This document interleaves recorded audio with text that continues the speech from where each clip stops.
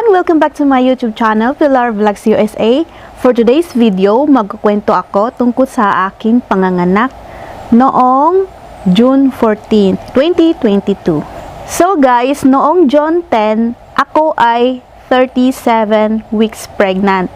Tapos, June 11, Saturday, pumunta kami sa Wisconsin kasi doon i-held yung aking baby shower.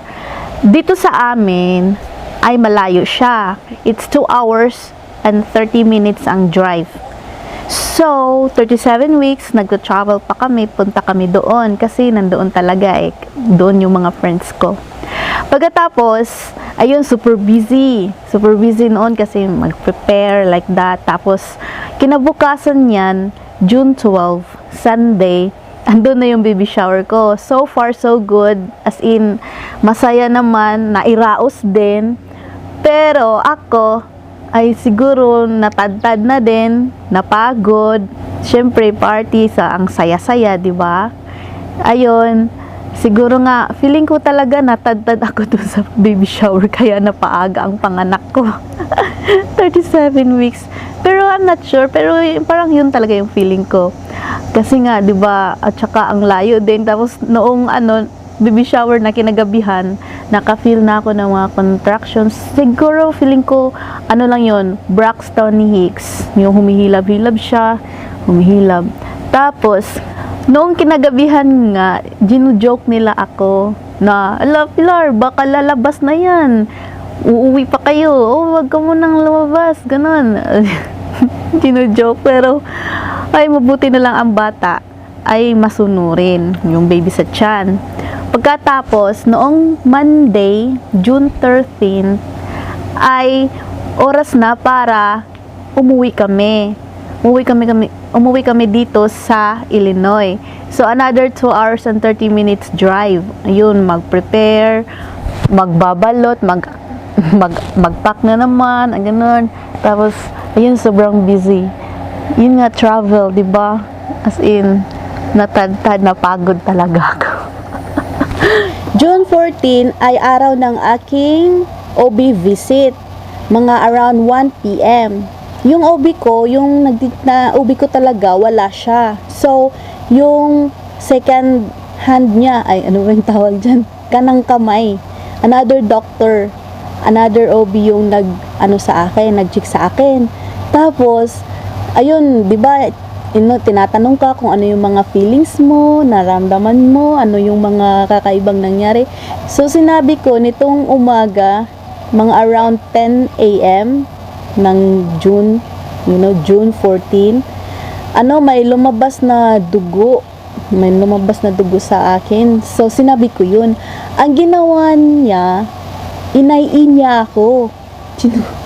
Tinutusok, ayun, chine-check niya kung dilated na ba ako, kasi nga, dun dugo, di ba, ayun, kasi kapag duguin na talaga, kailangan na talagang i-check yun, kasi baka may nangyari, ganon. Ayun, nung chinek ako, nung inai ako, sabi niya, ay 3 cm na daw ako na dilated. Sabi ko, what? 37 weeks? Ang aga naman nun. Tapos sabi niya, yes, 3 cm ka na. Sabi ko, wow, hindi talaga ako makapaniwala, guys. So, nagmuni-muni na lang talaga ako. Wala akong masabi. Speechless ako kasi sanay ako na 39 weeks akong nanganganak. Sa first ko, 39 weeks. Sa second ko, 39 weeks. So, I was expected na ang third baby ko ay 39 weeks. Which is siya lang din yung baby girl ko. So, 2 boys, 39 weeks. Ito, napaaga, 37, baby girl. Pagkatapos nun, ayun, sabi niya, na pumunta na daw ako agad sa hospital. After nung sa OB visit, punta na ako hospital. Sabi ko, hindi pa ako ready. Wala akong dalang damit. Mga gamit. Alam mo, hindi ka ready. Tapos, sabi ko, nakiusap ako na, pwede ba na umuwi muna ako? Kasi ako lang at saka yung pangalawa kong anak yung supposedly bunso ko pa siya, yung bunso ko, kami lang dalawa nandun sa OB. Sabi ko, uwi muna ako kasi wala nga akong gamit. Tapos buti na lang pinayagan niya ako, sige umuwi ka, tapos balik ka agad, punta ka na sa emergency room dun sa hospital. Sabi ko, sige, punta ako. Ayun, pero guys, as in talaga, unprepared ako. Kasi nga, di ba galing lang kami sa baby shower. Ang kalat ng bahay, guys. Tapos, makikiusap pa ako sa kapitbahay namin na, tingin siya sa mga bata. Kasi nga, si jowa, actually, hindi na jowa, asawa ko na yung sa akin, mag-drive, maghatid doon sa hospital. So, kailangan talaga na may magbantay sa dalawa naming anak. Tapos, ayun, pumayag siya, diba? Umuwi kami. Hala, doon na, guys. Doon na nagsimula yung humilab na siya ng humilab. As in, after noong inaiiya ko na 3 dilated na daw, 3 cm, humilab na ng humilab yung tiyan ko.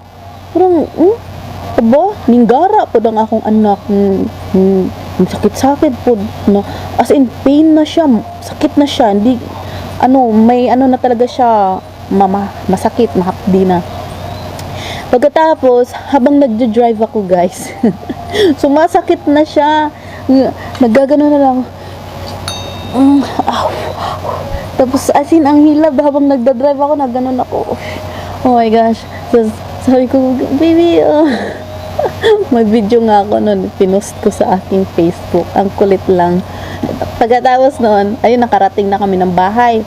Naku, guys, hindi talaga ako prepared, diba?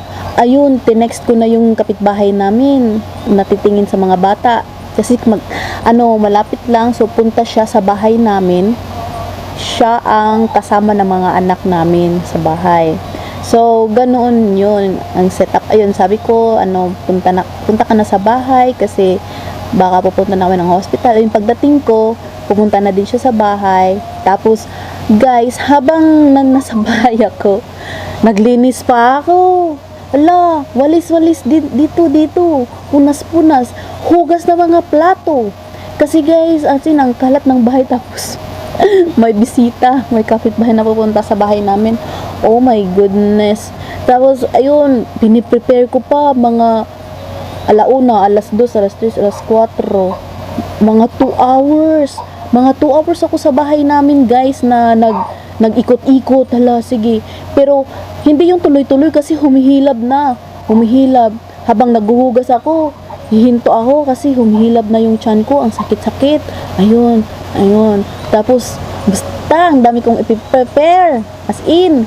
Pagkatapos nun, tumawag yung yung mga 2 hours na, tumawag yung OB, sabi, nasaan ka na? Kasi naghihintay na sila doon sa hospital. Hindi ka pa pumunta. Sabi ko, sorry kasi naglinis pa ako ng bahay at saka as in nagprepare. Pwede ba akong maligo muna?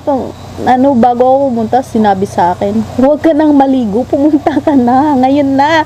Sabi ko, oh my gosh, magdali-dali na ako. Dali-dali na ng prepare. Sabi ko, babe, punta na tayong hospital kasi almost done na din pero hindi ko talaga natapos ang linis. Ang living room, ang kalat, may mga natira-tira pang kalat. Tsaka hindi ako makagalaw ng mabilisan kasi nga laki tiyan, tapos humihilab pa. May gusto akong kargahin, ganun. May kargahin, may gusto akong pulutin, pero hindi ko magawa, hindi ko mapulot-pulot. Naku, inaano ko na sa paa, pero yung hugas ng pinggan natapos ko, pero yung mga kaldero, hindi ko natapos. But, ayun, mga 5, nakarating na kami sa emergency room, sa hospital. 5 p.m. Ayun, pagdating namin doon, naparegister, tapos, ayun, sinakay ako ng wheelchair. Tapos, punta na kami sa aking labor room. Yun daw yung labor room namin.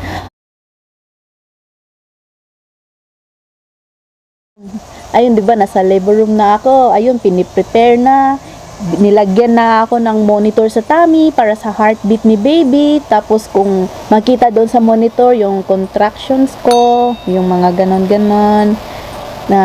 Contractions ko. Tapos, yung heartbeat ni baby. Tapos, yung blood pressure daw. Ayun, mga monitor. Ayun, na okay na. Tapos, sabi, lagyan daw ako ng IV. Nandito pa yata yung peklat. May peklat ba? Yun sa left ko yun pinalagay. Yun, meron nga. May peklat nga siya. Andito, super liit. Ayun, lagyan daw ako ng IV. Tapos sinabi ko na wag muna akong lagyan ng IV. Ayaw ko. Ayaw magpalagay ng dextrose. So, ang ginawa niya, bumalik kasi kailangan daw lang pang emergency. So nilagyan ako pang emergency lang daw 'yun. Pinire-prepare pero walang liquid, walang wire, walang hose. Ayun, walang hose. Nilagyan lang ako dito. Ayun, after noon, ayun, nakaganyan lang siya. Ang laki ng butas. Laki ng butas dito sa IV, ang sakit. Hindi mo siya masyado masakit pero medyo makirot. Makirot, malaki. Tapos alam nyo, minsan nakakalimutan ko, dito yung yung BP, di ba? Tapos lulubo dito, tapos nandito yung ko, yung may butas. Sabi ko, agay, ang sakit, lumulubo din siya, lumulubo din.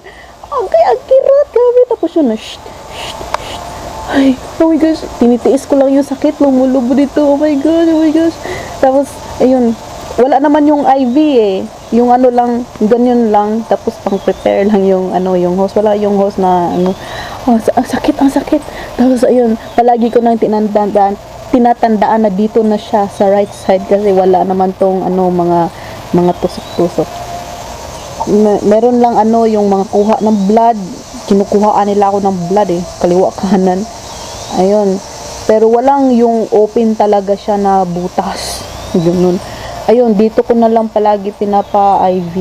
Yung pinatindaan ko na lang. Kasi ang sakit talaga sa left, grabe, as in. Lumulobo, diba? Katapos nun, guys, alam nyo ba, sabi na lagyan daw ako ng pitocin. Alam nyo yun? Yun yung mga, para ka daw mabilis lang humilab yung aking tiyan. Para daw mabilis yung contractions ko. Para daw lalabas na agad si baby. Tapos, sabi ko sa OB ko, hindi pa ako handa kasi gusto ko talaga, guys, natural lang yung ko, pagpapanganak ko, hindi ako nag-epidural. As in, alas 5 ako, diba? Alas 5, alas 6, alas 7, alas 8, alas 9, alas 10, alas 11. Oh my gosh, 6 hours pala ako nag-labor. Tapos, kasi noong mga alas 8 na, chine-check ako, nasa 4 cm pa ako. Tapos, chine-check na naman, nasa 5 na daw, almost 6. Afternoon, binigyan nila ako ng alam niyo yung peanut ball? Sabi kasi, nung last kasing chinek ako ng OB ko, sabi niya, nasa 5 cm na daw ako, pero malapit-lapit na daw mag 6. So, sabi niya, gusto mo ba, peanut ball? Akala ko, yung, kasi first time ko makarinig ng peanut ball. Kasi bouncing ball lang yung talaga yung alam ko So, peanut ball daw. Akala ko naman kung ano. Ayun, ano pala siya, bola siya, na peanut yung niya, shape.